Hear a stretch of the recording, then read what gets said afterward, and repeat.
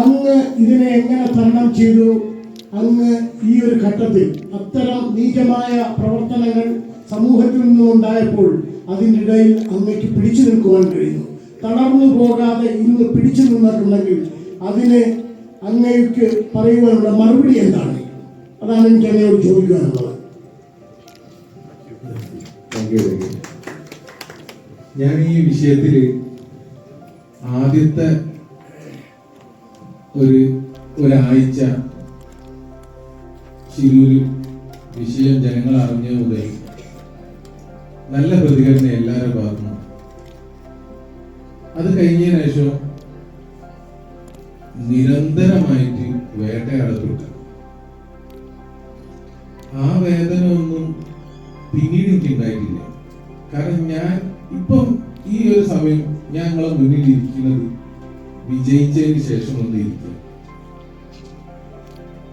വിജയിക്കുന്നതിന് മുമ്പുള്ള എൻ്റെ ഒരു അവസ്ഥ ഉണ്ടായി, ഒറ്റപ്പെടൽ. അതൊരു വല്ലാത്ത ഒറ്റപ്പെടലാണ്. നാട്ടുകാരുടെ മുന്നിലും കൂട്ടുകാരുടെ മുന്നിലും മൊത്തം ജനസമൂഹത്തിന് മുന്നിൽ ഞാൻ ഒരുപാട് കുറ്റങ്ങൾ കേൾക്കേണ്ടി വന്നു. ഞാൻ വലിയ നക്സലാണ്, ഞാൻ ചന്ദനക്കടത്ത് ബിസിനസ് അതാണ്, പല പല രൂപത്തിലാണ് ഞാൻ സ്പിരിറ്റ് കടത്താണ്, ഞാൻ ഷെട്ടിന്റെ വലങ്കയ്യാണ്, ഇടങ്കയ്യാണ്, ഇതൊക്കെ ആൾക്കാർ പറയാറ്. അതിന്റെ അപ്പുറത്തേക്ക് ഇവനെ കൊന്നിട്ട് എവിടോ കുഴിച്ചിട്ട് എന്തൊക്കെ ആക്കിക്കുന്നു. ഇതൊക്കെ എങ്ങനെയുള്ള എന്താ പറയാ, ഞാൻ തീവ്രവാദി കഴിഞ്ഞു. ഞാൻ നക്സലല്ലേ. അതും നക്സലിനൊക്കെ പറഞ്ഞു കഴിഞ്ഞാൽ ഇന്നിപ്പോ ഞാൻ 5 വർഷത്തെ പടം ഇറങ്ങിയില്ലേ, അതിനെക്കാട്ടി നല്ല കഥക്കാണ് കറക്റ്റായിട്ട് എനിക്കെതിരെ വന്നിരുന്നത്. അതായത് ഹൈവേയിൽ വെച്ചിട്ട് അർജുനെ കണ്ണ് കെട്ടിയിട്ട് നക്സലുകൾ വണ്ടി ഓടിച്ച് മലന്റെ മുകളിൽ പോയി, കാട്ടിനുള്ളിൽ പോയി, അവിടുന്ന് കണ്ണു തുറന്ന് അവരെ വേണ്ടുവോളം അവർക്ക് വേണ്ടിയ സാധനങ്ങളൊക്കെ കൊടുക്കുമല്ലോ, മരം കയറ്റി കഴിഞ്ഞ് വീണ്ടും കണ്ണ് കെട്ടി അവനെ കൊണ്ടുവന്ന് ഹൈവേയിൽ വിടും. ഇങ്ങനെയൊക്കെ ഭയങ്കര നിറം പിടിപ്പിച്ച കഥകൾ. ഇത് ആർക്ക് വേണ്ടിയിട്ടാണ് ഇതൊക്കെ പറയുന്നത്? എനിക്ക് ഭയങ്കര അത്ഭുതം. നമ്മളിപ്പോ എന്താ ചെയ്യുന്നത്? നമ്മളൊരു ജോലിക്കാരനെ നഷ്ടപ്പെട്ട് അവനെ വേണ്ടി തിരയുന്നത്. അത് ചിലപ്പം മറ്റുള്ള മലയാളിമാരെക്കാട്ടി കുറച്ചും കൂടി ഓവർ റിയാക്ട് ഞാൻ ചെയ്തിട്ടുണ്ടാവും. കാരണം തന്നെ ഞാൻ എന്റെ ജോലിക്കാരൻ അത്രമാത്രം ഇഷ്ടപ്പെടുന്നതാണ്, അവർക്ക് അതിൻ്റെതായ പ്രാധാന്യം കൊടുക്കുന്നതാണ്. അപ്പൊ എന്റെ വിജയം ഞാൻ എന്തെങ്കിലും ആയിട്ടുണ്ടെങ്കിൽ, എന്റെ വീട്ടിലേക്ക് അന്നം വാങ്ങിയിട്ടുണ്ടെങ്കിൽ അതിന്റെ ജോലിക്കാരെ നയിച്ചു കൊണ്ടേ തന്നിട്ടാണെന്ന് ഞാൻ വിശ്വസിക്കുന്നത്. നാളെ എന്റെ വീട് പട്ടിണി ആവാതെക്കാൻ വേണ്ടിയിട്ടാണ് ഞാൻ എന്റെ ജോലിക്കാരെ ഞാൻ അത്രയും നന്നായിട്ട് സ്നേഹിക്കുന്നത്. അവർക്കൊരു ആപത്ത് വന്നപ്പോൾ അവരെ മുതലാളി അവരെ കൂടെ ഉണ്ടായില്ലെന്ന് അവർക്കൊരു ബോധം ഉണ്ടാവാൻ വേണ്ടിയിട്ടാണ് ഞാൻ ഉണ്ടാക്കുന്നത്. ലോകത്തെ കീഴ്മേൽ മറച്ചിരിക്കുകയാണ് ഈ വിഷയത്തിൽ.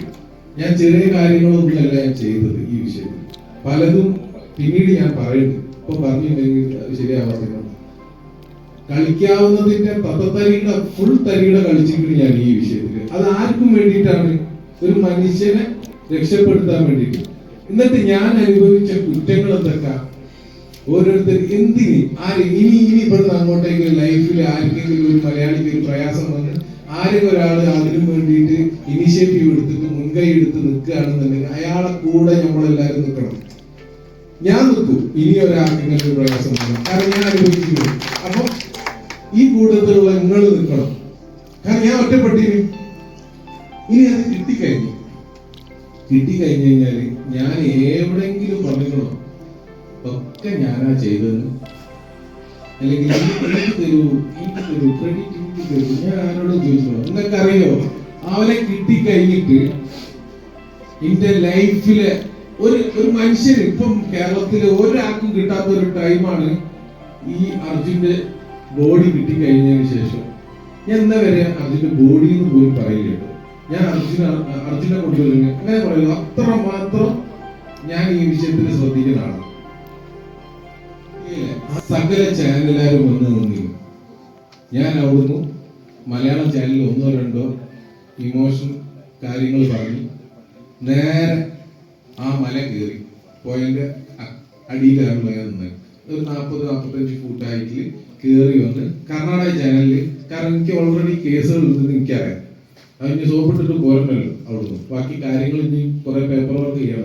അവർക്ക് നന്ദി പറഞ്ഞു.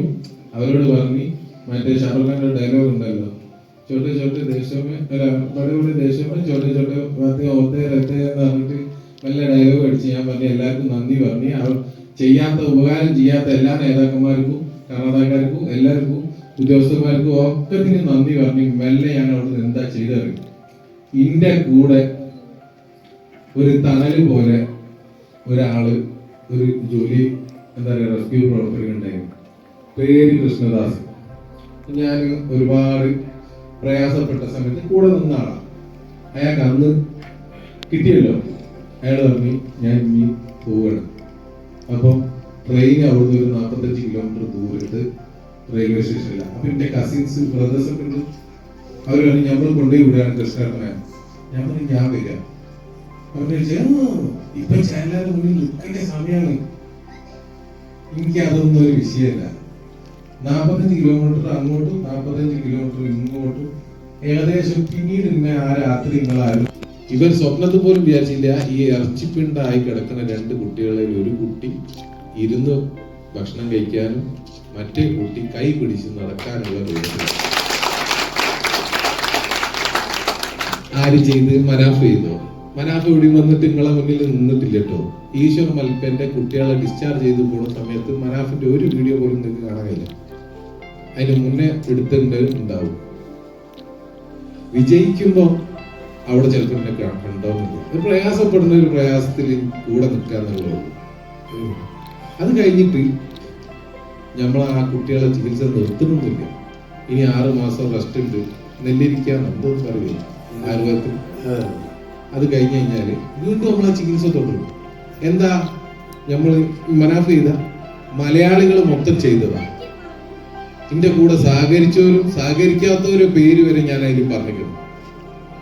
എല്ലാരും കൂടി ചെയ്തതാണ്. വിജയം നമ്മൾ എന്താക്കണം? വീതിച്ചു കൊടുക്കണം എന്നുള്ള അഭിപ്രായക്കാരനാണ്. വിജയം വീതിച്ചു കൊടുക്കുക, പരാജയം സ്വയം ഏറ്റെടുക്കുക. ഞാൻ ചെയ്യാത്ത പല കുറ്റങ്ങളും ഞാൻ ഏറ്റെടുത്തിട്ടുണ്ട്. എന്താ ഇതിലിപ്പോ നഷ്ടമുള്ളത്? ഒരു നഷ്ടവും ഇല്ല. ഞാൻ വലിയ സംഭവം ഒന്നുമല്ല, സാധാരണ ഒരു മൊയന്ത് ചങ്ങായി, അത്രേ ഉള്ളൂ. നമ്മളെന്താ വിജയം വീതിക്കാൻ കഴിയണം. അവിടെ എന്താണ് വിജയം ഒരാളാക്കി മാറ്റി അവിടെ പോയി. നമ്മൾ മനുഷ്യരല്ല. തങ്കച്ചേട്ടൻ പറയുന്നുണ്ടല്ലോ, എന്താ പറയുക?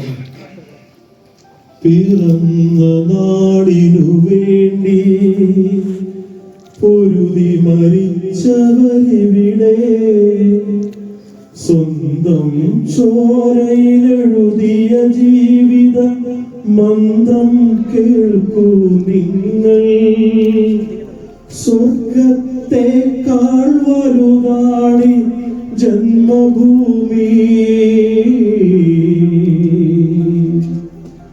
ചുട്ട മുതൽ ചുടലവരെ ചുമടും താങ്ങി ദുഃഖത്തിൻ തണ്ണീർ പന്തലിൽ നിൽക്കുന്നവരെ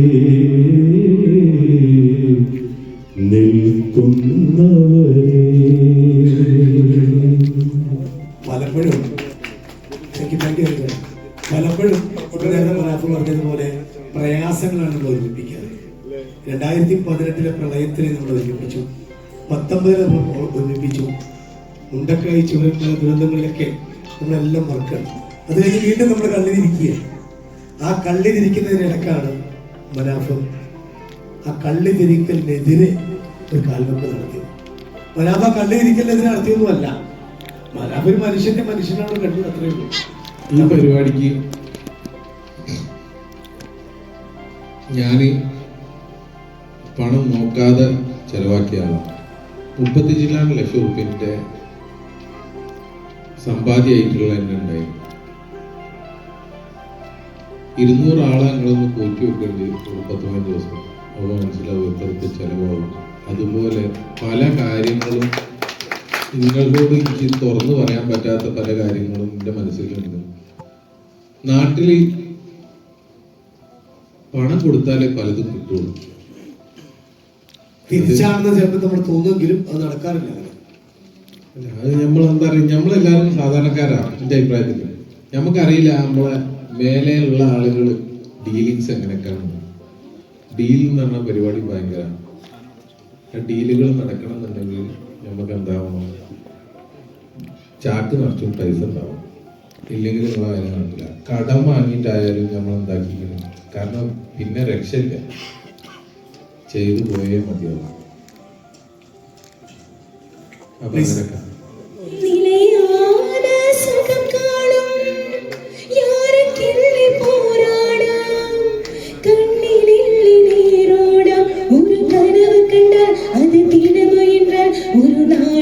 நிஜமாகும் மனமே, ஓ மனமே நீ மாறிவிடு. மறையோ அது பனியோ நீ மோதிவிடு. ஒவ்வொரு பூக்களுமே சொல்கிறதே வாழ்வின்றால் போராடும் பூக்களே.